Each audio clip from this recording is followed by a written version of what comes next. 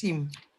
He had plans for me to be in this team. Hence, I am always making sure that I am attending these sessions with that energy. Whoa, whoa, whoa. This just suits my heart. You know, you guys just want to kill me today. You know, I have great people in the house. Well, this is amazing. I have amazing personalities here today, and I'm just like short of words. Like this mayor guy, this, you know. Anyway, I have the guest in the house already, but now just put her in the waiting room, hoping that we would introduce her shortly. Um, it would be nice if we could contact some of the group leads in the accountability groups to get the members to join. So please, Kewe, you want to reach out to some of your people?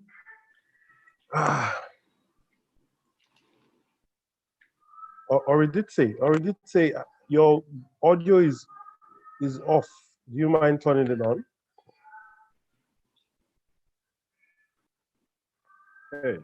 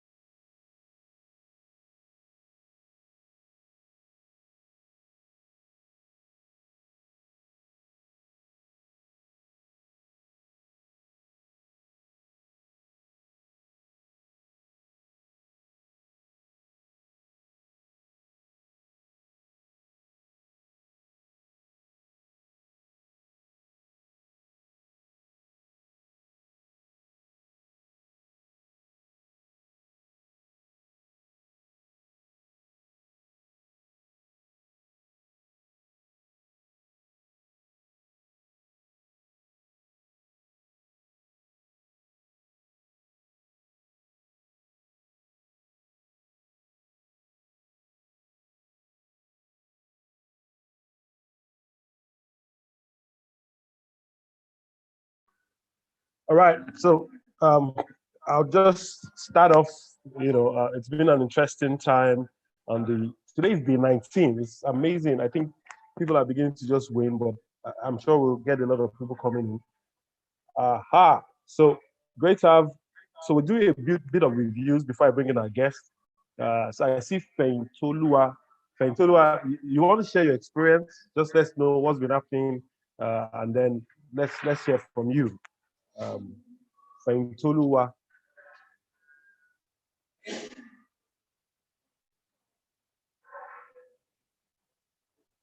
Fentolua, can you hear me?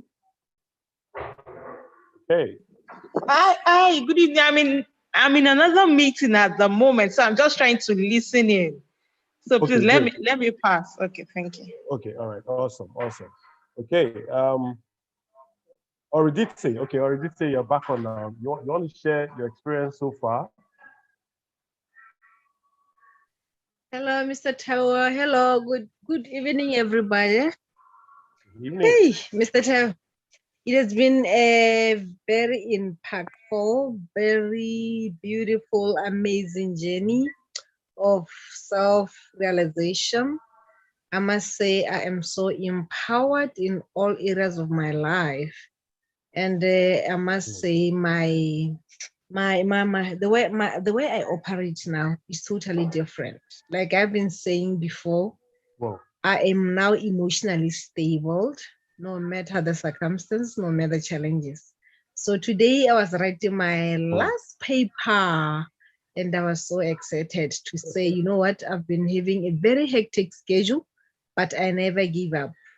I showed up every day for myself so that I can learn and at the same time write exams. But the results from the boot camp are going to be permanent. The exams will come and go. I'll get a certificate. But this one is the impact that I will take through even to the next generation. So there's so much order in my life, Mr. T. There's so much happiness. There's focus.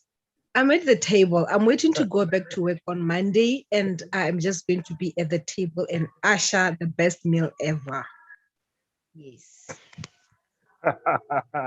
Great. I love that quote, and that was at our table session where we talked about it's if you are not at the table, then you're on the menu. All right. Okay, so but I'm sure if you've gotten that book, you understand what I'm talking about.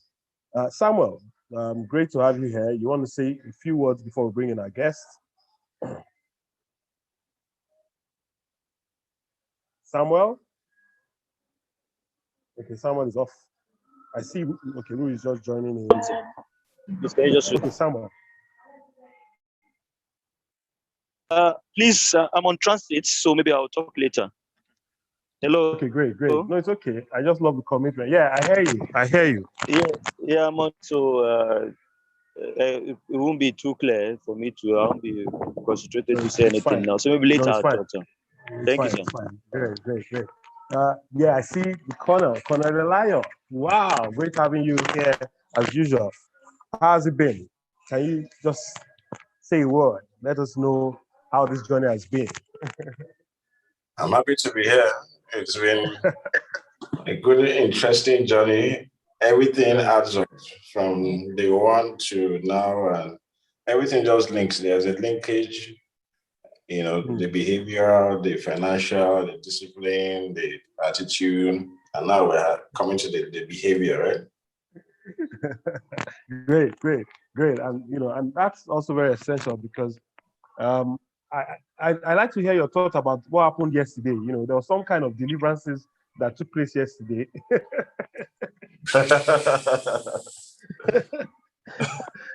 Yeah.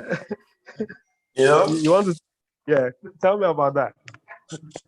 I said I could relate with a lot of things the guest speaker talked about and mentioned regarding financial behavior and character and discipline. And that's why I said everything links up. And correct. It's been an amazing, it's been a good reinvention. Absolutely. So, okay. I'm looking forward to the session. Great. And thank you for consistently always showing up. And this, if there's anything that gives me encouragement, is like having people like you show up every day. And I'm so elated. Thank you, thank you, thank you. And I'm sure there must be some value that has been added. Today is day 19, and if you guys don't know, we're just about the end of the turn to the end of this reinvention program. And the reinvention program really is not the end of reinvention, because reinvention is a continuous journey. So today we tag today making a difference. So are you mad? Well, I'm mad. I'm making a difference. I'm looking for, not looking for. I have money, I have authority, and I have desire, and I'm fearless. Fearlessly achieving what I want to achieve. So let me get ready to bring our guest. She's been in the room. And this is my Egbon. Egbon in Yoruba means the very senior one, not even senior, like the very senior one. And it's very rude when you have to keep the very senior one waiting. So let me go ahead and quickly read our profile, and we will do the reinvention welcome, virtual welcome. Okay. So Mobolaji Adesoye, this is the first time I'm calling her Mobolaji, so pardon me. Mobolaji Adesoye, alias Auntie B, is a Nigerian, an educationist and youth development trainer certified by the John Maxwell team. She's a John Maxwell DISC behavioral analysis trainer. She describes her life's assignment thus: I teach young adults the art of encouragement. She holds a bachelor's degree in pharmacy, a master's degree in education, curriculum, and pedagogy, if I got that right. She's a blogger on issues of concern and manages the Facebook Anti-B page, offering free counseling to teenagers and young adults, and the Iyaniwura page, which she advertises our NGO, which donates sandals to primary school students in the rural areas of Nigeria. She also holds a Doctor of Education degree in educational leadership. She's gifted with the ability to use stories and people's life experiences as well as ours to bring encouragement to listeners. She does this via a podcast, Anti-B Speaks, on Buzzsprout and Apple Podcasts, as well as blogs and writes up on social media. She's currently engaged in a professional course with the Harvard Graduate School of Education. She's married with 3 young adults. Look, guys, I don't know, when people just reduce their, but anyway, you saw that she's a doctor here. She's also doing something in Harvard and all of that. Please, with a rousing reinvention round of applause, virtual round of applause, kindly welcome and applaud our Auntie B. You could unmute and just say something. Unmute. Hello, everyone. Thank you for having me here. Hello, Ma. You're most welcome. Thank you so much. Wow. Great. Hello, Ma. Welcome. Thank you. You're welcome, Thank you. Ma. Thank you. Awesome. Welcome, Ma. Thank you so much. Thank you. Okay. So that's how we do it, and we're so delighted and elated to have you here. And just in case you are wondering, this lady, who is she? This auntie of mine, by Big Sis. She wrote the foreword to this book. By the time this is the kind of person you don't want to ask to do something, because when she's going to do it, she will do it excellently well. She's not a mediocre. She doesn't do things in. So just don't make the mistake of asking her to go on any assignment. So I also expect that is what's going to happen today. But beyond that, she wrote the forward of I read this forward. I sent it to several other people. They said, is she the one writing the book? I'm like, God. So this book is hers. This book is hers. She already knows the book. She reviewed the book in and out. So I'm sure she's going to bring about some alignment between the book, behavioral analysis, disc, and all of that. And Big Sis, did I tell you when I did my disc? It was they had to call me. They said I have D and I. Maybe you begin to. They called me. I did it in Daystar, and somehow they penciled that they needed to see me. Like they wanted to see the person that had D and I. So maybe at some point you touch. Yeah. There are not very many people with that combination. I have a son like that, so I can imagine. Oh Lord. On that. But yes, great to have you. Okay. Is that a freeze? Whoa, great. I'm so elated to have you here. So tell us, who is Auntie B in your own words? How has it been? What has the journey been like? You know. Well, Auntie B is a teacher. Is a teacher. I've been a teacher from the very get-go.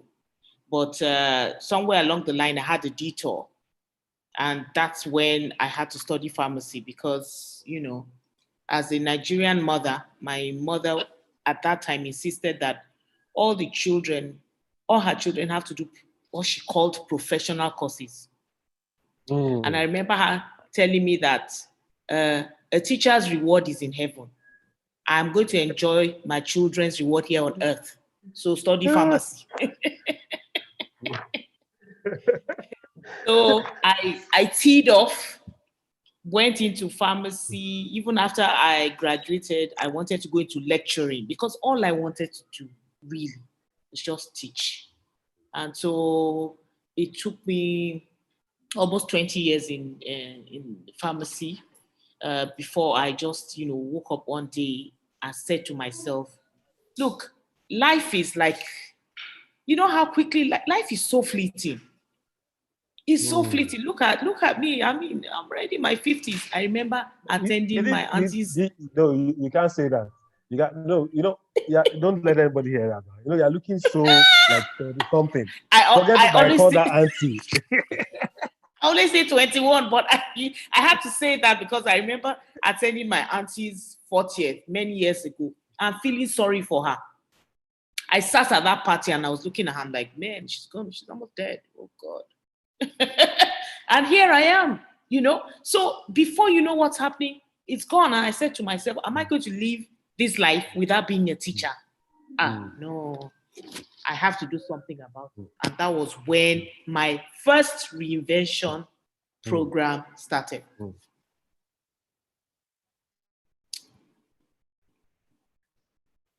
Should I go on? Any questions yet?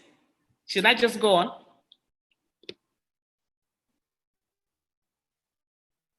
Can you hear me? Yes, please go on. Okay. All right.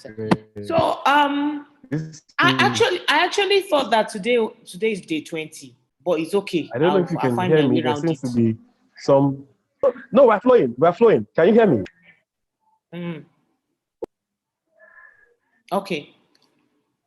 There's some delay. Okay, I think I'm having some network issues, but notwithstanding. So yes, delay, right? Okay. So tell me, can you hear me now? Yes, I can hear you. Can you hear me well now? Okay, yes, please, I can hear you well. You mentioned that started your reinvention journey. So yes, I thought you'd have got into a destination. Yes, I got to a destination then, but I've started another journey. That journey the reinvention. So can you tell us the reinvention journey is a few things around this, your reinvention? How have you? Okay. You reinvented over. Yeah. Okay. What has happened is I got into, education, did my master's, got a few diplomas, and started teaching. But I still was not satisfied. I felt that there was still so much more I needed to do. So I began to search again. Fortunately, that was about the time you sent your book for me to preview. And, as I was previewing the book, of course, I was I was downloading what I was seeing because I thought, oh, this is interesting. I think I must have read it like 5 times back to back before writing any preview because I thought to myself that this is very, very interesting. This is probably what I need to wake me up. And at that time, I was trying to make a decision. Can I open up and do a little bit more? Can I multiply this? You see, my native ability is words. I love to speak. So I was thinking to myself that can I do something else with it apart from just teaching, a certain group of people? I work in a school. And after the first 5 chapters, it was the first 5 chapters that did it of your book, chapter 1 to 5. It just did it. By the time I got to the 5th chapter, I knew what I was going to do. I needed to just move. And that's what I did. So now I've opened up a little bit more, doing other things. I have access to a radio talk show. I do some talking there as well. So there's a little bit more has opened up, and I'm planning to write a book finally. Hallelujah. I'm trying to shut off the network, my camera, because of the bandwidth. Okay, but okay, yes, okay. Allow you flow. So tell me, you've been on this reinvention journey as a continuum, even beyond reading my book, because you transited from pharmacy. You are now pursuing what you love to do. You are also big time in the leadership space, even though you don't want to admit it.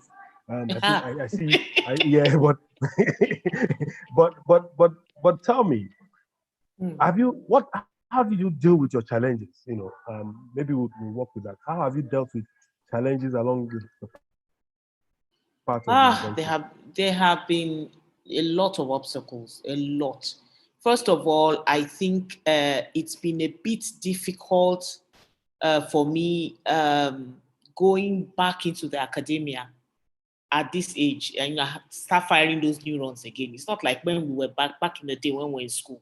It was so easy to do this, memorize this and that. Now there are other issues, that come with reading as well. So there was a lot of challenges. There were times when I wanted to give up.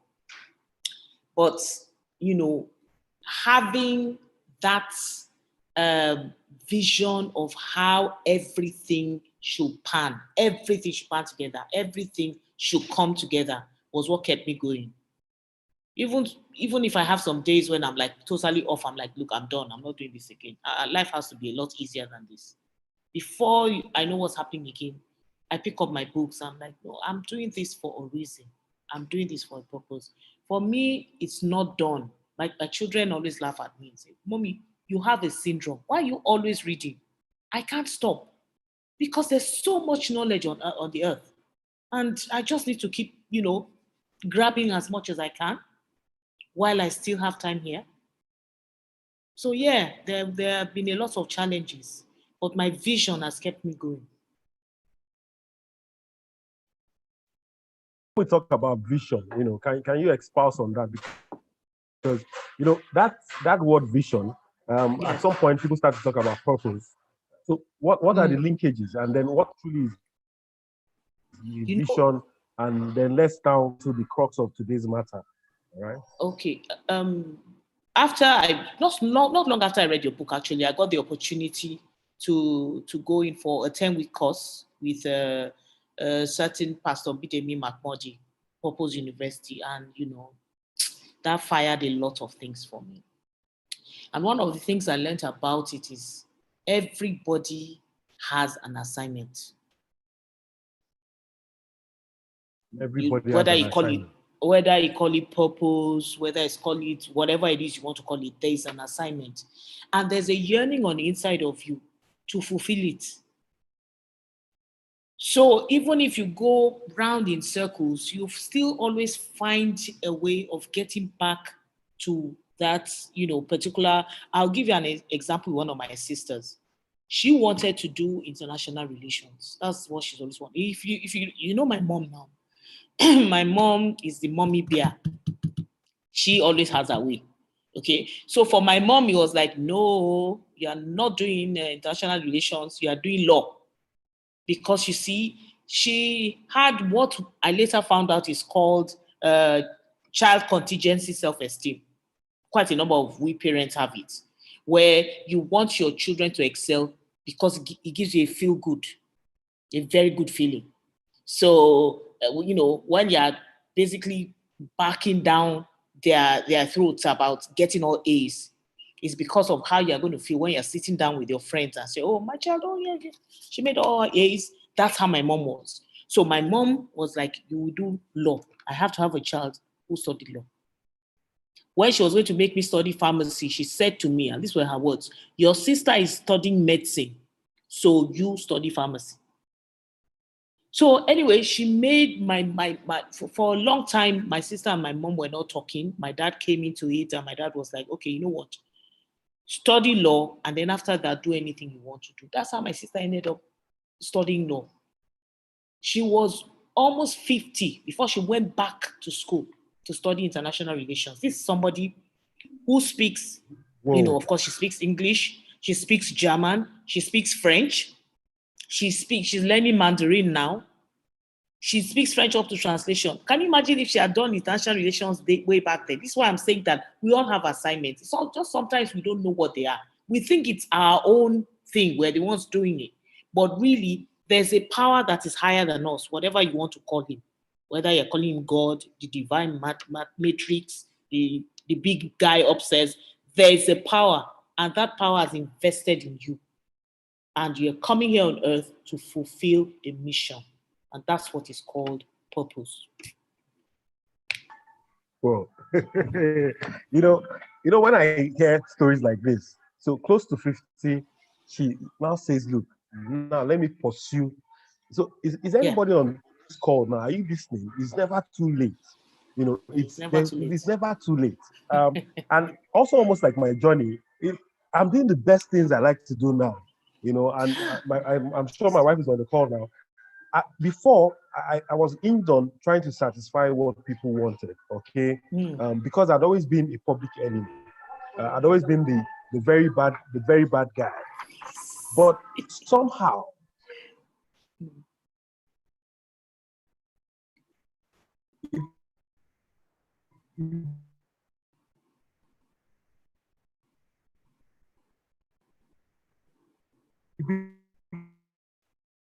became clear that, hey, all that was for a purpose also. Because now I'm wired in such a way that I don't even, lack of my French, I don't know what anybody thinks now. But you know what? Because every time I have a conversation with you, it's joy, fulfillment. And that must sustain this, because I'm sure beyond those challenges of mom and, but have you been able to go on this journey headlong and still remain focused? Now you have your doctorate from, is that Oxford or is it from where? You have a doctorate from... I can't hear you. Hello? I want to hear from you. Can you hear me? Where do you have your... Yes, I can hear you now. You have your doctorate from which of the universities, man? It's an online Atlantic University. It's in Hawaii. Okay. Great. And now you are going for something in Harvard. Okay. Yes, So that's a certificate course in Harvard for educational leadership. It's a 2-year course, and fortunately, I'll be graduating this year. Whoa. Congrats. Okay, so now, tell us, so you've done all of these things. So tying it down, for me, I'm a Gallup certified strength coach. I've done all the other, in testing and trying to discover myself. Okay. And by the time I got to doing my strength test, I just knew that this was the bus stop, because the report concisely described me and also gave me an insight into how I must function. Where I was creating enemies before because of my top 5, where I had command, I now know that the command is supposed to be used only in times of need for emergency or crisis. Okay, so tell me, Ma, tell me, this thing, this whole, tell me, maybe we want to even know the alignment. All right, I'm trying to discover myself. For those that are on this call, I'm trying to rearrange myself on this journey. How does this, how does behavior, how does education, just flow with us? Let us learn from you. Okay, well, you see, the beautiful thing about behavioral analysis is it helps us. Most times the reason we have conflicts with others is because we expect them to be like us. Well, nobody can be like you because nobody is you. So if you have a better understanding, which is also part of emotional intelligence, being able to understand other people and appreciate them for who they are, once you are able to have a better understanding of other people and you're able to communicate better with them, you find out that you're able to work together more as a team, you'll be able to achieve more, and then all the conflicts will be on the barest minimal. I'll give myself as a perfect example. I'm an I and an S. Okay, with the disc, is either you are dominating, which is the D, influential, which is I, S, which is stable, you're a stable person, and if you are a C, you're someone who is like you're content. You are the kind of person who puts a lot into tasks and organizations. If you're, of course, it's the same thing, really. It's interesting how all this behavior analysis always end up with some falls. Remember when we had the choleric, sanguine, melancholic, and phlegmatic? It's the same thing with this. Because you see, the D is highly dominant.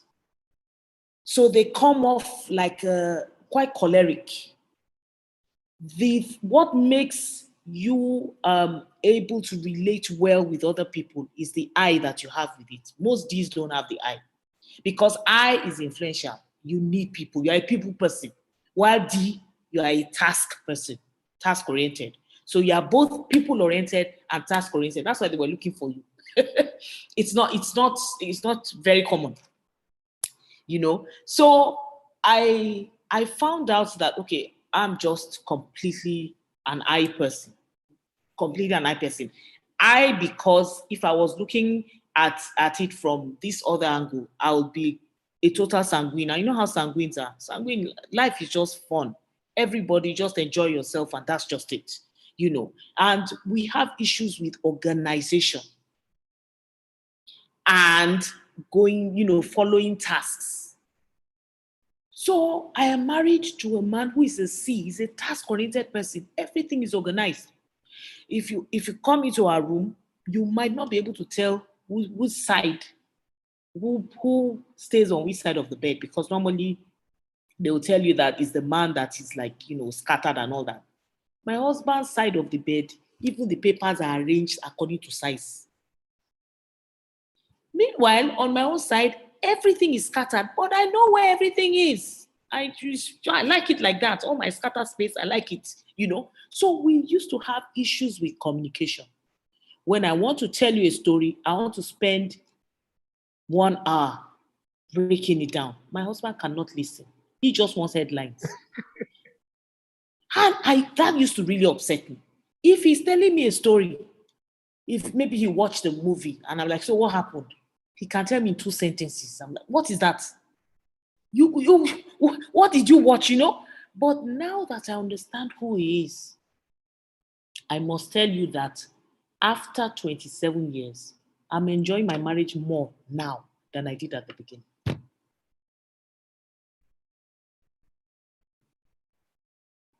So it's good to understand who you are. This is the important thing about, you know, behavioral analysis. You sent me the link for strengths, and I found that what my results said was exactly what I am as an IS in my DISC analysis. My major strength is the who. I know how to, you know. We know that. We know that's you know, and constant. There was one. There was one of the words there.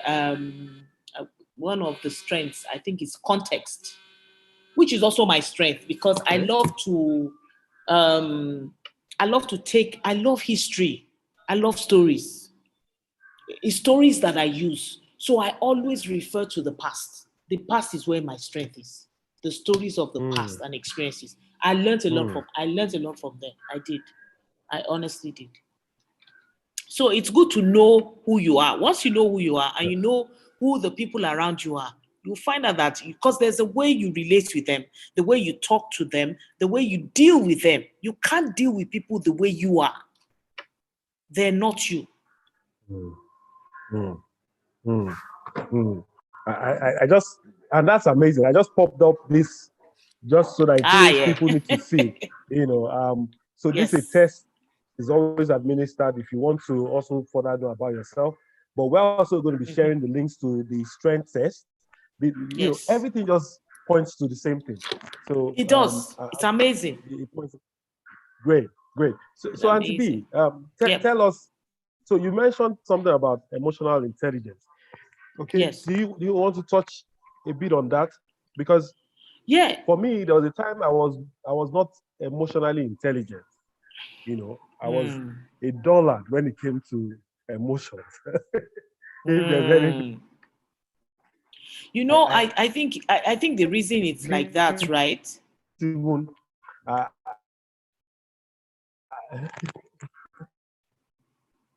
can hear you. I can hear you now. Oh, it's network. Well, I think the reason it is like that so is emotional intelligence. Yes. All right. Tell us. You know, emotion.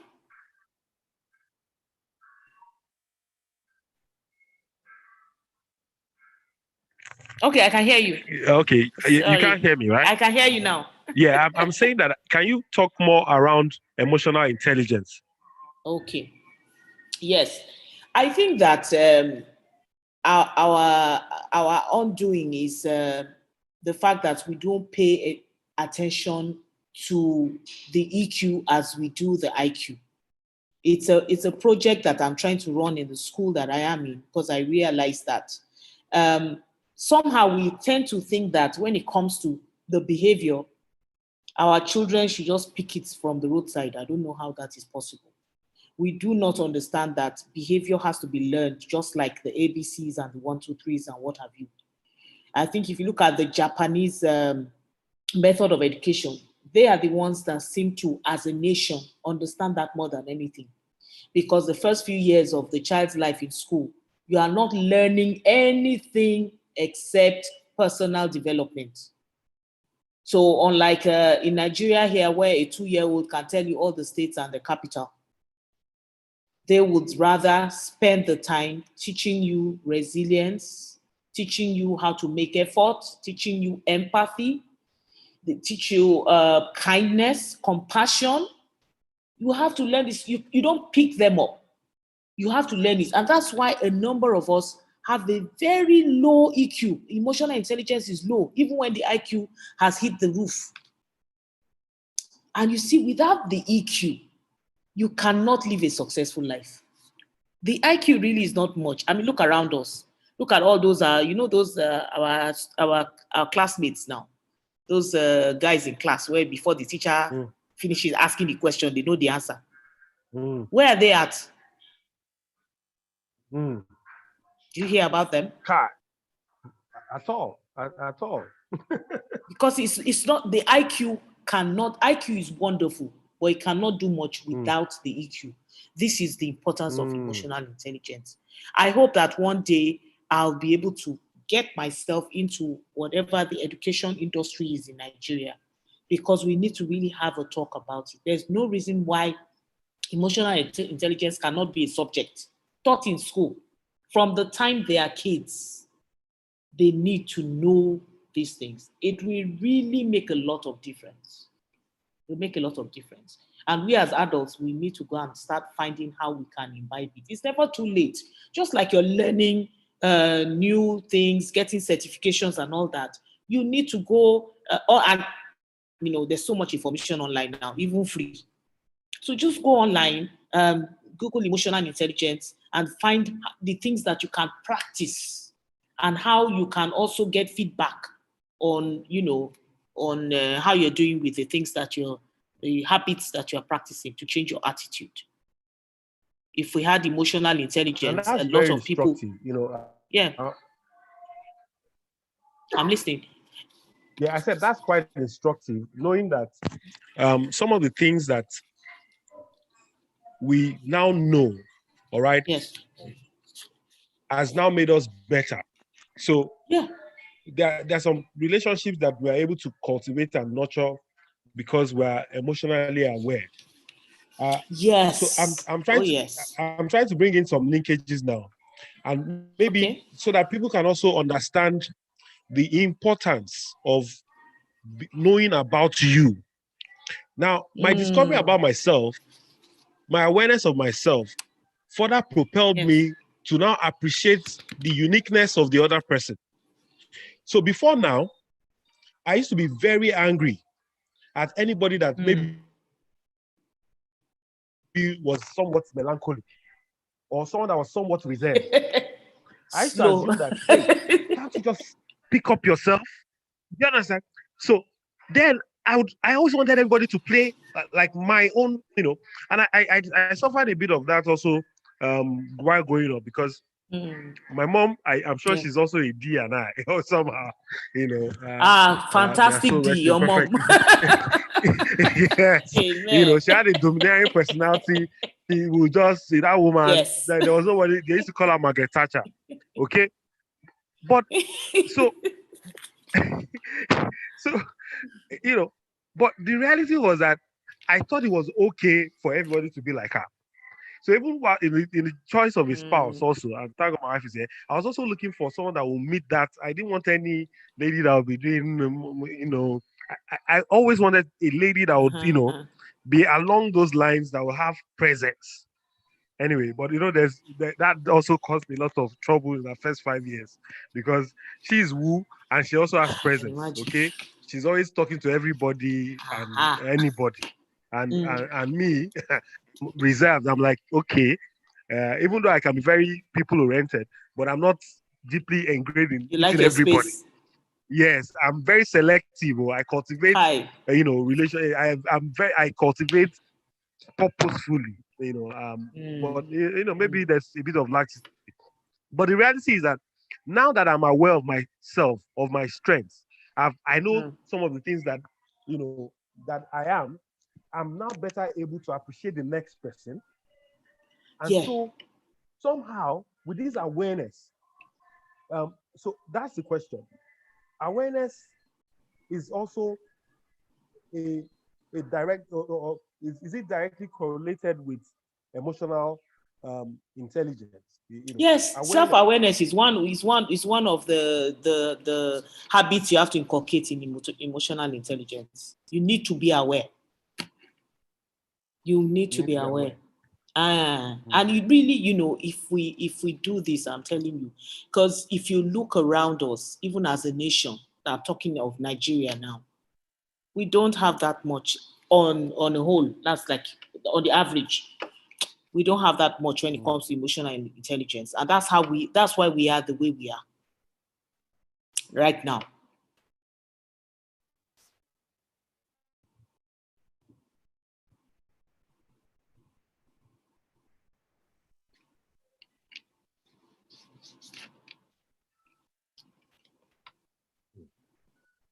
Can you hear? Oh, network lost. Okay. Yeah, we're back again. So just go ahead with that flow regarding the emotional intelligence, and then yes. Okay. So yes, like I said, we need to imbibe attitude. Our behavior is something that we have to learn. Behavior is learned. It's not okay. Look at it from the angle of maybe you're looking at your children. They come from school every day, and the things that they bring, the books they bring for you, so they're learning their ABCs, their 1, 2, 3. There is nothing about emotional intelligence. And that attitude from primary school goes through to secondary. And then, of course, by the time they're in university, they're on their own. There's no empathy. You find people on the you have a roommate that cannot even talk to you about what's going on. And you just reply, you listen to people so that you can have a reply, not so that you can understand. You just want to respond. So, but these are things, these are attitudes that we should have taken in from the time we were kids. Honestly, I wish that when we leave this place, we all go and find out about the Japanese method of education. I admire it so much.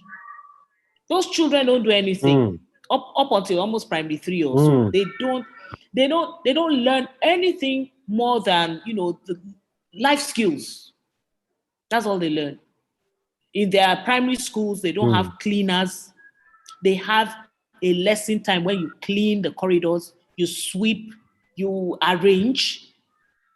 The only thing they do for them at lunchtime is provide the meals. They clear the dishes and wash the plates. It's all part of training. And all these things you learn even with emotional intelligence. So I believe that where we're going to, as a country, we'll begin to teach the younger ones you know, as soon as they're growing up, they would have a better leadership skills than what we're seeing right now. Because I still believe that the beautiful ones are not yet born. Absolutely. Yame is affirming, or you know, Yame just came in from Japan to experience. Yeah, Yame. wow, fantastic. Oh. Yes. No, I was agreeing to what she said in terms of what the children learn at school in Japan, because my daughter was schooling there. I was staying with her in Japan, wow. And the way it's done, yeah, the way it's done, it's so thorough, and they learn cleanliness at a very young age, how to carry themselves. Even when they eat, they have to lay a cloth on the table and put down their utensils very nicely, and they sit straight when they eat, and there's a proper way of doing it. And even the small things like carrying your water and drinking your water, they're not allowed to take anything at school except water. So I truly believe what you said. Yeah. Can you imagine competing against the Japan? So you think that you are competing against IQ. You won't understand that the entire orientation, they understand reinvention. Yes. So when I tell people that this reinvention is even tailored for Africans, do you understand? Yes. Can you imagine at that young age, the guy already knows the 5 phrases, or the 5 words that must learn. So can you see how you cannot be effectively competitive? Yes. If you also don't, you know, become aware of what's even going on around you. You question it, almost like what we talked about. Questioning is the habit of every discovery. So ask your question, no matter how absurd you think it is. And here we're not shy. Please ask your questions. And I'm going to be calling out names now because you. Okay. So Billy, what are you saying? Billy Kisu, you know, Feintola is somewhere. Princess. Okay, that's our princess from South Africa. Teshpi. How are you doing? You want to ask or contribute to this discussion? Our Royal Highness, please. Good evening, Your Excellency. Thank you so much. Okay. And good evening, Madam. This is good evening. This is so powerful. I am so enjoying because you are teaching about what I resonate with, the principles and the values of Ubuntu. They are not, they are more heart orientated, which is what you are saying. We learn right from there, you know, when we speak about Ubuntu, it's more on the heart orientation. It's more about other people first. And it's more about how do you, it's all straight away. And then as we grow up, we go into the urban areas. We then learn to go into the headspace, which is more where we lost it, as you were saying. Because first of all, that is why all of us, we were talking on social media as if our mothers come from the same mother. None of us girls were allowed to sleep until noonday. Am I correct from where you grew up? Yes. Isn't it? Yeah. Yes, we have been taught to wake up in the morning and nobody should be sleeping. You wake up and activity oriented. Do your chores. That is activities. That is responsibility. That is time management. Because here I'm in South Africa, and then also being Mosotho, we are not allowed to be bringing water, you know, from the well when the sun has set. That is time management, knowing exactly which chore to do what time, to fetch wood so that you start cooking. Supper is at the certain time, nothing further than 6 o'clock, because then that is when everybody should have eaten. So then your day is already segmented. We are taught right at the early age from 5, 6, 7. There's no abuse about that. And that's what sets us apart as Africans in the whole world. If we can remember those values, it's exactly why the Japanese are looking for teachers from Africa. I was glad when I hear Jaime say so. Most of the people that I know, they are teaching in South Korea, North Korea. It's because they are looking for those principles of Ubuntu. because that is exactly what they are teaching their children from the early age, because those are how we grow up before you go to school. By the time you go to school to learn now to be in the headspace, but the heart is very much aligned with what other human beings are. That is why also, even when you come to our royalties, our cultural leaders, even at the early age of 21, they are able to ascend the throne because they are very well aligned with the leadership abilities and skills that they don't need a degree. Because of that, that they know that this person is able to lead, and that is what is needed. That is why, you know, even from South Africa, I'm proudly can say so, we export a lot of these services, of this knowledge, because the world knows that we are very much people of the heart space. If we didn't learn anything else, if we are to be real to ourselves, that's what sets us apart. That's what makes us successful as African people. True. So I'm enjoying this. And what I like is that I'm hearing the teachings of a mother out of your heart. You are not putting a presentation. This is the heart. This is the mother who's coaching us. This is the mentorship. That's how we grew up. We're around the fire. We would sit, and this is what the mother is imparting. She didn't go to school, but we are now powerful women leaders because of such teachings, as you are imparting now. So relaxed at this time of the day, and we are able to absorb, because like you said you are a storyteller. It's because it comes innate. It's your nature as an African woman. We tell through the stories. So now these personality tests, they tell us to unlearn, and that's why we get confused. We are storytellers. We are people that narrate. Fantastic. Thank you. Wow. Thank you so much. I wasn't going to speak, but I think he spoke prophetically when he pulled, because I was already starting to write in the chat to say, you are teaching what the world is looking for us to bring when we speak. But the world wants to hear from us, because they know we are born the people of Ubuntu. To us, it's not a concept. I love this. It's a lifestyle. Yes. Correct. That every Correct. child. You know, I can feel the energy. Thank I you. can feel the energy. Excellency. I feel your energy. Don't worry. There will be sessions for us to have you come and fire up the team about the spirit of in fact, she has just nailed this. That's what she's done. You She's see what just I'm nailed saying? it. Wow. Yes. We've just started. Thank you so much. And thank you so much. I would like to connect to you, Mama, even at another platform, even after this. Yes, I want to myself. So yes, we will definitely be connecting. Yes. Yes. Correct. Because that's what we do. We're a platform connecting people. Exactly. Thank you so much. Thank you so much. So I'll be listening and learning, and I'm so glad. I'm so happy. Everything resonates so well. So well.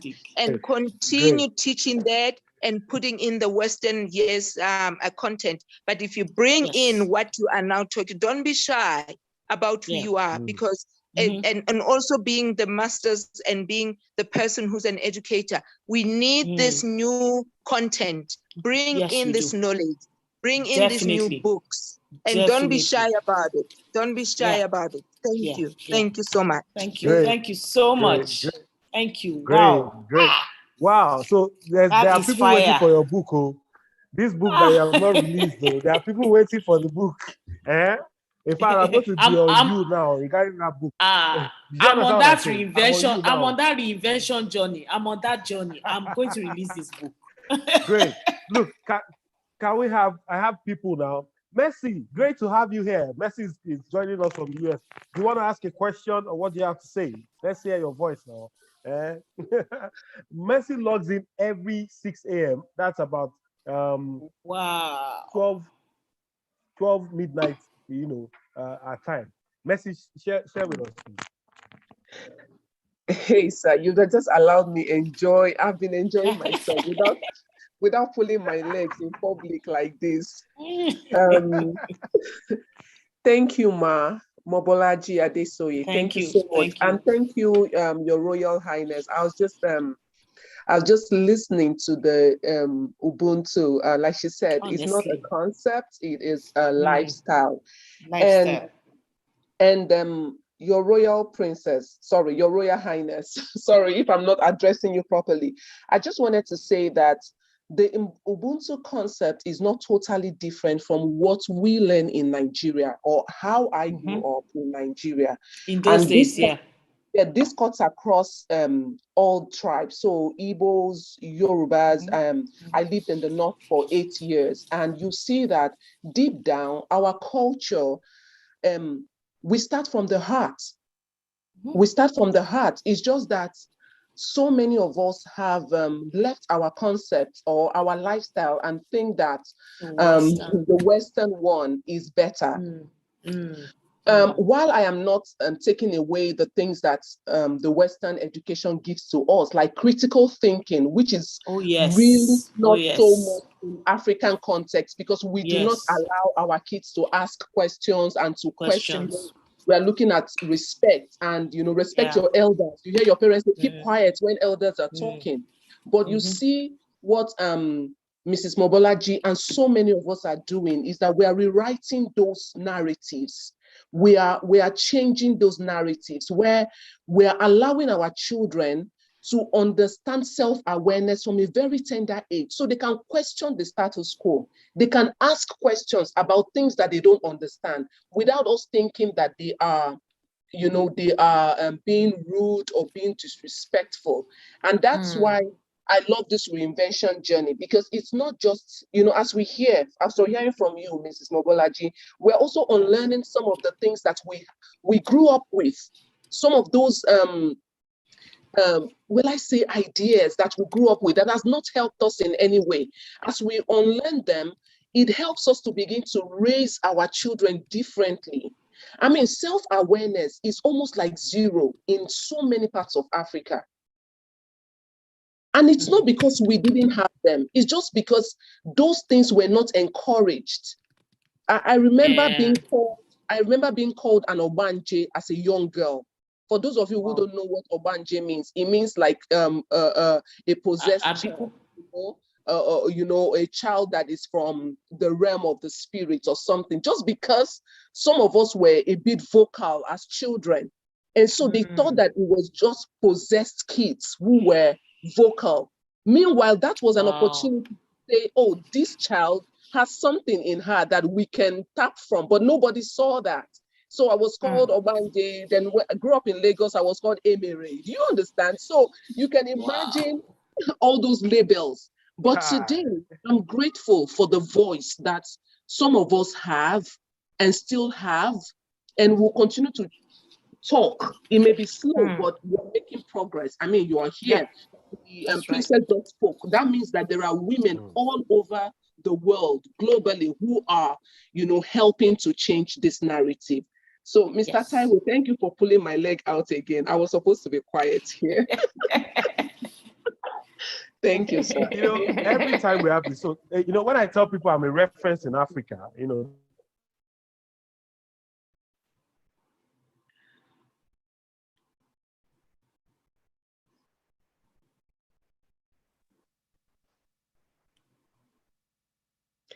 Hello, Mr. Taiwo, I think you're muted, or is it just me?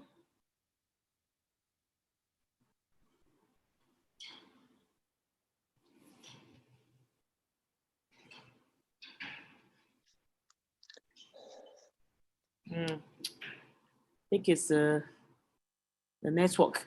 Can you all hear me though? Yes, ma'am. Okay, then maybe before he comes in, I should just keep talking. I was saying that the first 5 chapters of his book, the ones that gingered me, and I really want to mention a few things about those first 5 chapters. When we were in primary school, I remember track events. You'll find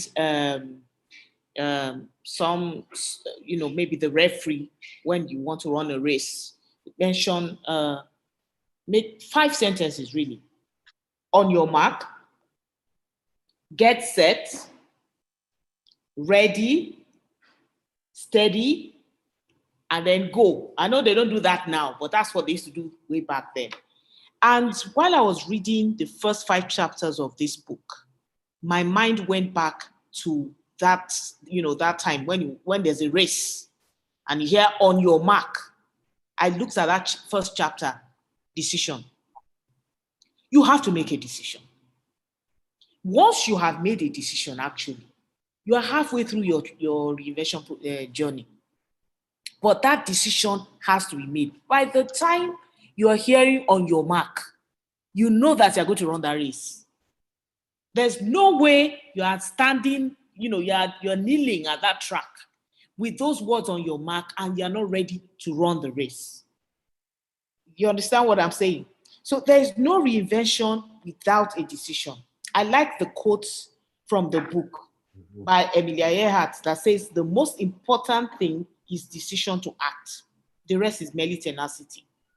You have to, at one point in time or the other in your life, make that decision. For me, it was the decision to become a teacher. I had to make the decision. As a child, I taught everything. I would teach stones. I would teach my mother's yams. I would teach the air. All I had was this blackboard. And I would teach all the dolls. I pack all the dolls. Sometimes I put pillows. I would teach. Then when I teach, I would ask questions. When I ask questions, I would write as many sheets of paper as I have objects or whatever.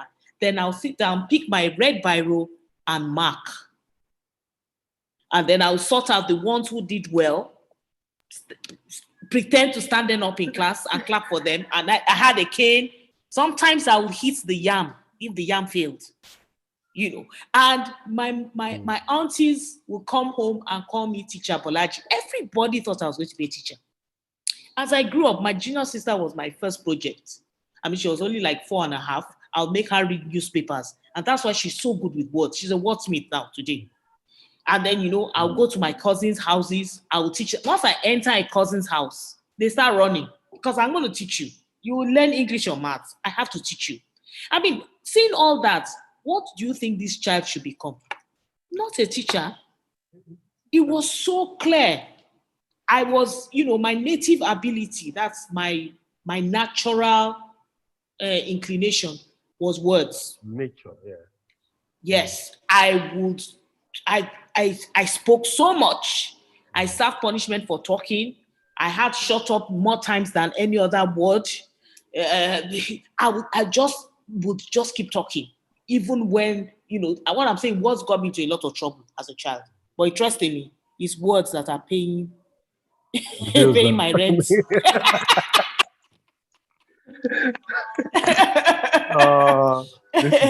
so. Words are paying my rent. So, the next word that you hear when you're about to take that, when you're about to run, really, is get set. The second chapter talks of mindset. The mindset is just like the muscle. The more you exercise it, the stronger it gets. And the more it can expand. I had to change my mindset. I've told you that at this time, I had become a pharmacist. I'd worked for 20 years. I didn't enjoy it. I knew that I needed to do something different. So I began to think of myself as an educationist. I started thinking of it. Okay, so what do I need to do differently? I was ready to change, and I had to prepare my mind for studying, for assignments, for quizzes, and all this in my 40s. I knew that if I needed to make a change, it was going to cost me a lot. But at that point in time, I was willing to pay the price. And, it's not something that came naturally to me. I'm no Superman. I'm maybe Superwoman. No. It didn't come naturally to me. But, when you have something on the inside of you, which is what I call the vision, your purpose, it keeps drawing you. You can't just get away from it. It reminds me of a certain student where the school where I work. This guy was so poor in his academics that you had to sit him down and do one-on-one, with him to just even pull him up a bit. But once he got on the football field, he was like Superman. And his father wanted him to be an architect. One of the days I was having a conversation with the father, I said, this guy is a footballer. Let him go.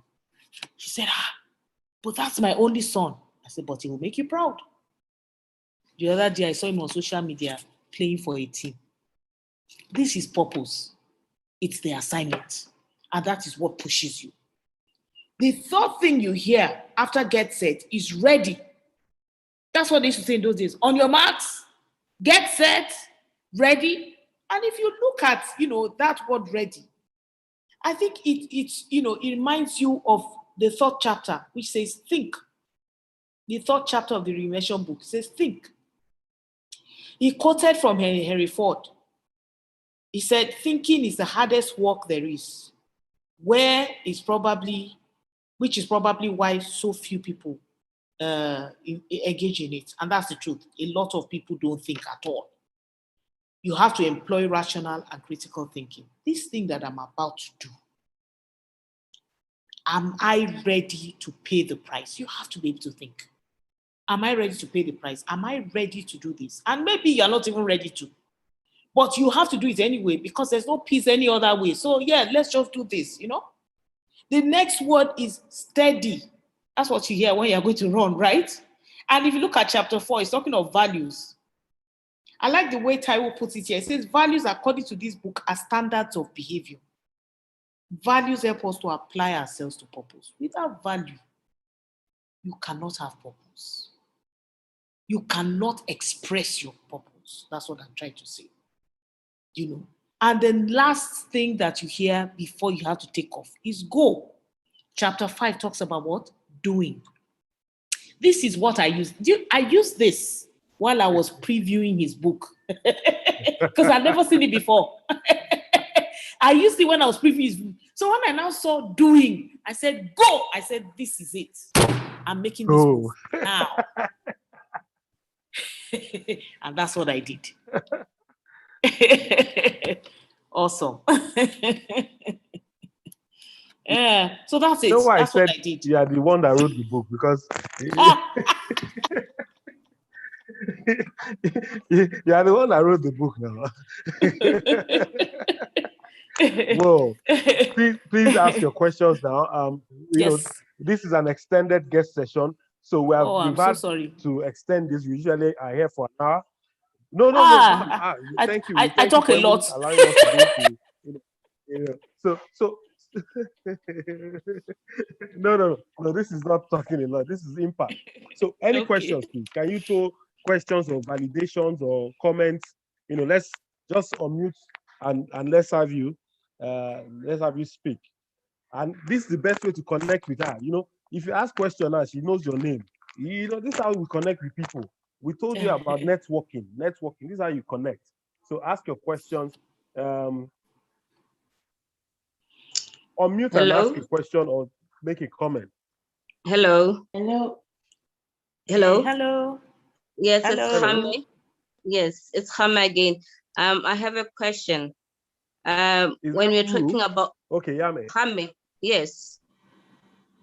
When you're talking about this profiling, I just wanted to ask, because when you look at what Mr. Tayo shared and what you said, you can actually feel like, okay, this is where I can place myself. But I wonder if it's very important for us to take the profiling test, because I know that it can actually even differ with what we think you are. So what do you suggest we do? Is it what we think we are or what the tests say? The profiling, I think by the time you take the profiling test, you will see what it will show. There will be a correlation between what you are and what you get in the test. Definitely. Okay. Definitely. Because the test is based on the answers that you give. Sometimes the problem will be in in answering, but the answers that you give will be the determining factor. Yes. So the best thing would be to take the test and be sure of what you are. Yes. All right. Yes. Okay. Thanks. With your answers, and be sincere with your answers. Okay. Yes. Ruru, I saw your hand up. Ruru, you were. Hello, Okay. good evening, sir. Good evening, Ma. Thank you evening. very much. It was an insightful session. Yes. So I just want. Uh-oh. Ruru. Okay. Okay. Can you hear me? Hello. Yes, Ruru, go ahead. Okay. Good evening. Okay, so I just want to appreciate you, Ma. I'm a teacher also, and I think presently in my school I should be the youngest teacher. It's something that I was happy because I could resonate with you. You know, when you have when you're growing up and you're always surrounded by kids and feel the need to.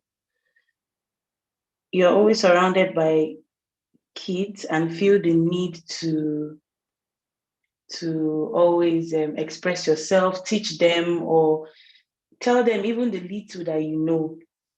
So I have always been running away from it because I have other things that I love to do, like my clothing and all. But the teaching, I was always running away from it because of the mentality in Nigeria about being a teacher, you know. And then I always get requests on teaching children. Yesterday, I had a meeting with a Lebanese man, Mr. Hassan. And he said, "What do you do?" I said, "I'm a teacher." And then he asked, "How old are you?" And I said, "I'm just 27. And he said, "And you're a teacher. You didn't get any other job." But yet, I thought he was going to condemn me. But the next thing he said was, "The best teachers in the world are Nigerians."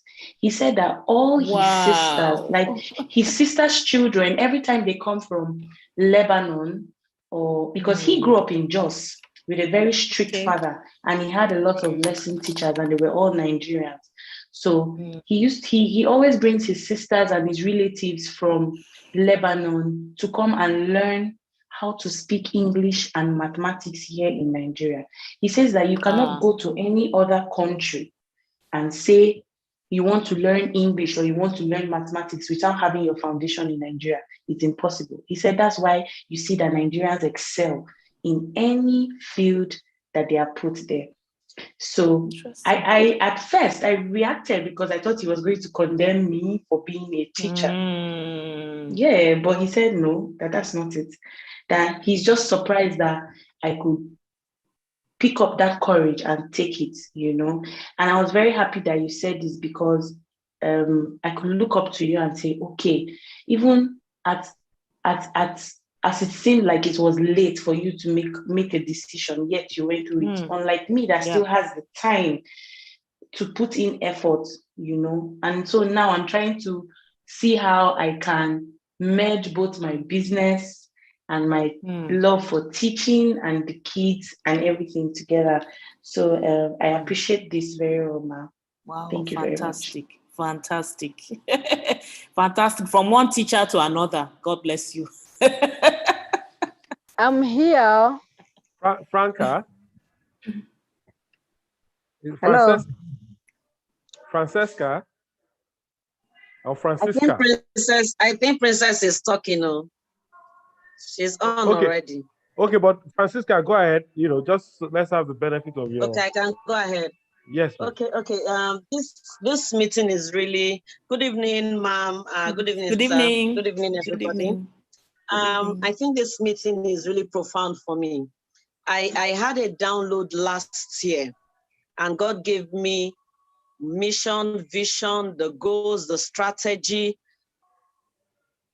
going into a different field of what I don't even know about. Ooh. As in all the models, everything down to from the beginning to the end. And now he's making it, as in this meeting is making everything clear. Because for a time now, we've been trying to move, but we've not been able to. But you see, after this, I think I'm going all the way. Okay, just listen to just a bit of what the assignment God gave me. Said, to build a generation of children with a renewed mindset of who they are. what they can achieve to redefine the narrative of what it means to be African. Listen, see the mission. Engineering a new pedigree of children with a transformed mindset to reform Africa. Has gave me courses, as in I can't even, now I'm going to add emotional intelligence to it. Oh yes, fantastic, fantastic. Last month I thought about emotional intelligence to this P1 company. They are into real estate. Even while I was studying to teach, even while I was teaching, it was something else. Because we now notice that there are so many loopholes and so many contracts we miss because we don't have emotional intelligence.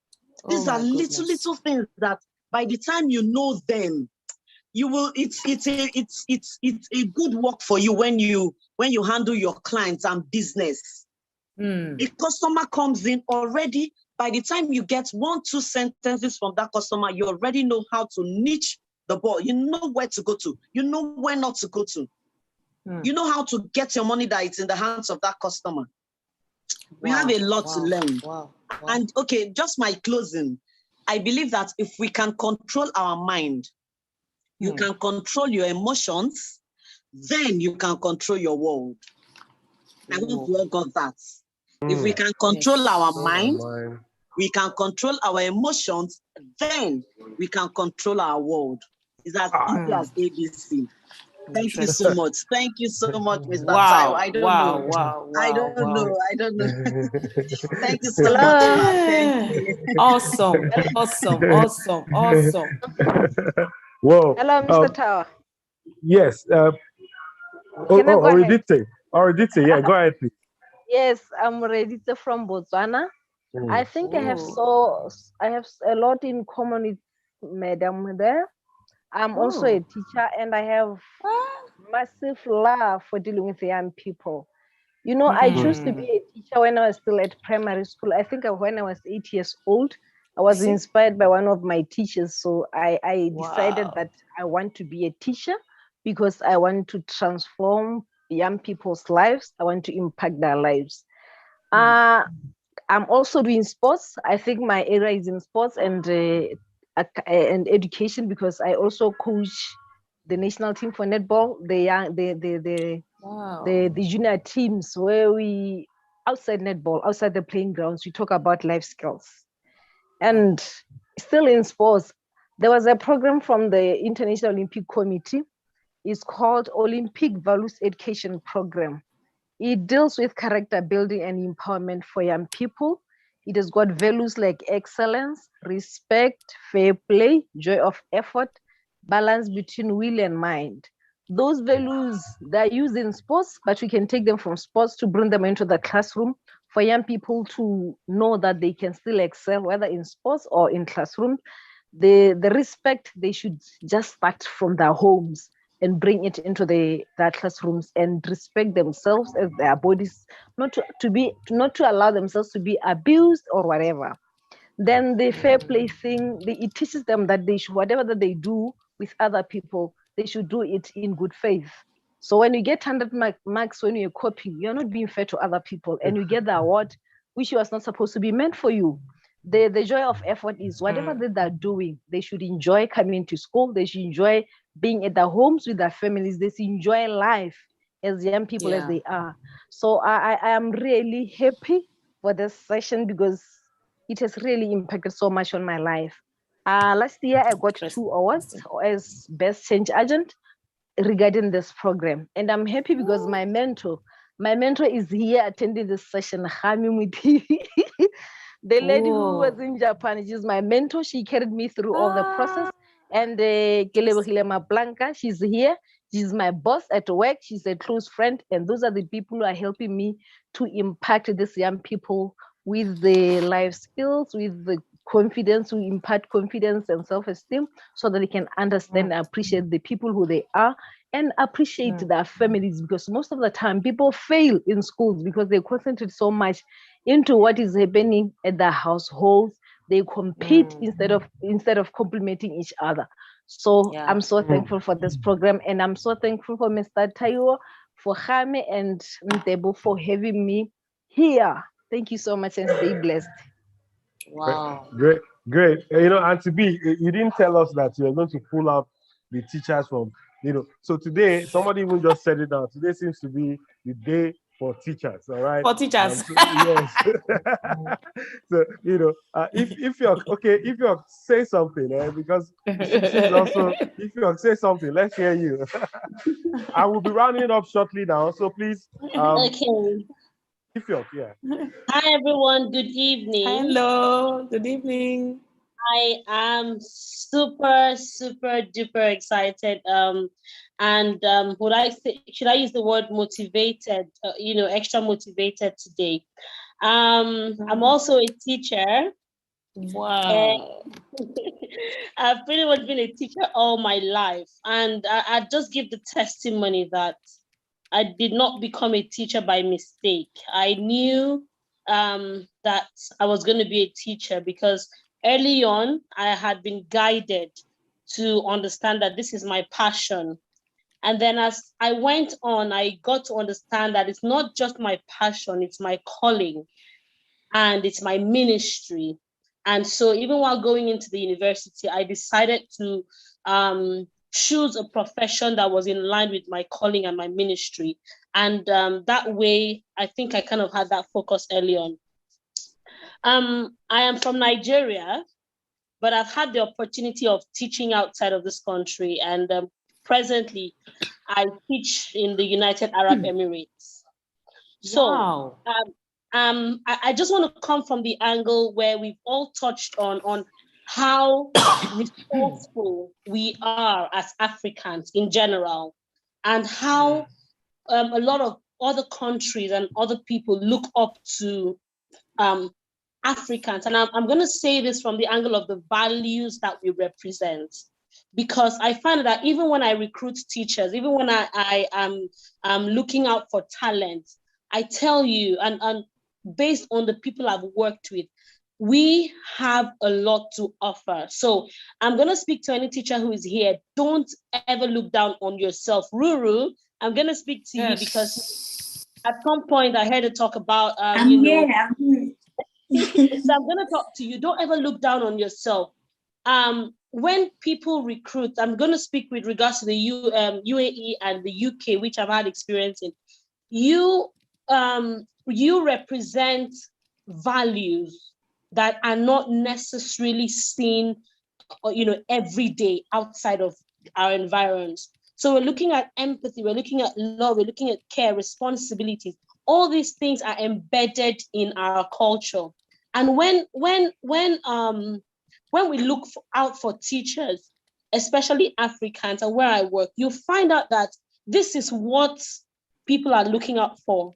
So where I teach, I don't teach children numbers or letters or, at certain ages. What we teach, you find out that in our curriculum, you have things like empathy. There's a day where I'm teaching of empathy. Could we have that, back home here? This is emotional intelligence. Could we have that here where, okay, we know that we actually have, this week is empathy week. And then we have children identify this for themselves. Oh, today I'm going to show empathy. Today I'm going to show responsibility. And it's not just understanding the definition or what is prayer, what is love. It's understanding what it really is by experiencing it. So I want to say that if you're a teacher out there, we have what it takes as Africans, and we can go out there. So when people look out for African teachers, this is what they're looking out for. Beyond the fact that we are resilient, beyond the fact that we are disciplined, we know how to take our stand. And that is what they want us to impart in the children we teach. You understand me? So as individuals, and I'm not looking at it now as teachers in the profession alone, because of our upbringing, where we can strike that balance now is teaching our children now to have a voice, and not just having that voice, understand their voice. This is emotional intelligence. That my child can walk up to me, a 3-year-old, and say, Mommy, I'm sorry, I don't agree with that. Or, Mommy, can you explain this? This is not something I couldn't question my parents. So could we at some point be able to say, I can raise my 3-year-old or my 4-year-old to say, Mommy, I don't understand this. Can you explain it to me? Or Mommy, I don't agree with this. You know what? This is emotional intelligence. That child understands his or her voice and can stand up for his or herself.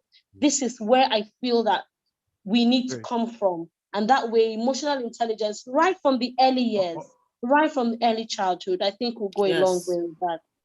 All right. I'll stop it there. Yes. Wow. I agree. If you're yeah, yes, so sir. even as you step down, let me say something, and it's not a coincidence. I'm very spirited when it comes to some of these things. So it's not a coincidence that somehow we got anti-B, and somehow there's a call to action, several calls to action here. It's almost sounding like this is for teachers, This is also saying that there's also something that is happening. If you don't understand, just like what Auntie B said, that say there are not many professions that can have an impact on the generation after. Now we want to accelerate reinvention. Okay. Now I was. It wasn't a joke. I was telling her, hey, it appears now we need to have a reinvention, program for even school owners, because truly, the missing link is that we've thrown away values and we've chased money. But I'm saying that by the time we instill values, money will ultimately come, because when people know that here we have standards. Here we teach people values. We teach them life lessons that prepares them for change, for every other thing in life, for the challenges that they will face in life. Ultimately, money would gravitate to us. So this is a call to everyone that's even spoken. I'm going to go after you all. In fact, we might just fix a date right now. That's how I even do things. That we already have a lead speaker, Dr. Mobolaji Adesoye. We have Ifyok speaking from the UAE. We have Francisca. We have Oreditse. We already have an international community ready to speak to Africans. Okay, the responsibility also is to be able to gather these people to come and hear, and also see how it's noble to still be a teacher, all right, and not be a politician.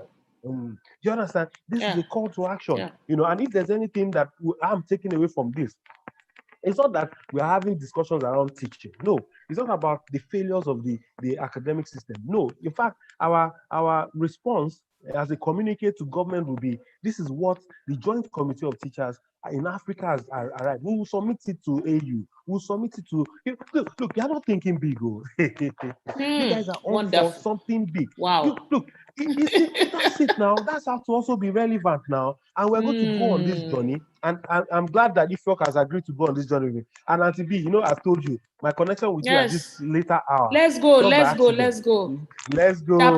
Chapter 5. Doing. Just do it. Do it afraid, but just do it. Do it afraid. Wow. Auntie B, I'd just like to ask for your closing remarks at this point. Just so that we can wrap up, because people will prepare for tomorrow's session at 6 a.m. West African time. So just give us some closing remarks and tips, that we can go with, and be sure that we didn't just only come for a teacher's retreat. Okay, all right. Apologies for non-teachers, but in one way or the other, we are all teaching. You teach your children. You teach people. We are all teachers, really, basically. We are all teachers.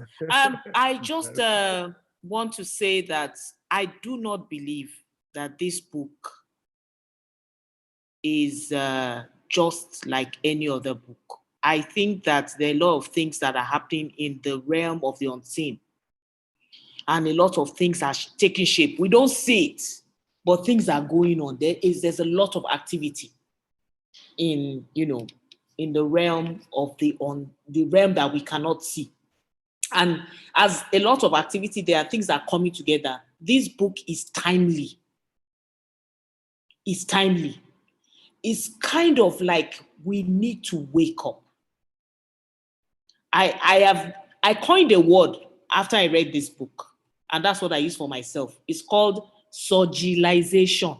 If you are not Yoruba, it will not make sense. You see, in Yoruba, Soji is revival. So what I just did was I made an English word out of the Yoruba. So I say this is a socialization. We all have to wake up. We all have to grab our destinies, and we all have to make the impact that we need to in this world while we still have the time to. Because as you have noticed in the past 2 years or so, life is so short. I'm sure all of us, one way or the other, have had very shocking experiences with people that have passed on and all that. Life is short. We can't live here forever. But while you are here, you must make an impact. Reinvent. Do it now. Do it today. Let's go. And on that note, right, I'd like to thank you so much. I can't even explain what it would have cost to bring you here. One, I can't explain the dimensions of the impact you've had. I can't explain the values you have dropped. I can't even explain the revival you have. You know, when you connect with someone, they take you on another assignment, and that's what you're just doing now. You've set me up on another assignment, you know, and I am ready to go. And I say thank you so much, Auntie B. Thank you. Thank you for honoring us. Thank you, Thank you everyone. Thank you for dropping having it. me. And for everyone on this call, I like to say thank you. Thank you. So we'll just, usual way, let's just thank her to be on mute, and then I'm sure we'll all be seeing tomorrow 6 a.m. West African time. Tomorrow is the 20. Yeah. Great. So just say a word. Fentolo, I didn't hear you at all today. Okay. Thank you, Ma. We are so blessed. We are so blessed. Thank you. Thank you for very having much, me. Ma. Thank you very Thank much, you, Ma. Ma. God Auntie bless B, you. thank you, Mr. Thank you. Taiwo. Thank you for reminding us we are all teachers. Thank you. Thank you. Thank you. Thank you, Ma. Thank you, Mr. Taiwo. Thank you so much. Teach Thank us you, for everyone. Thank you. Thank you. God bless you. Thank you. I'm Thank you. grateful. Thank you.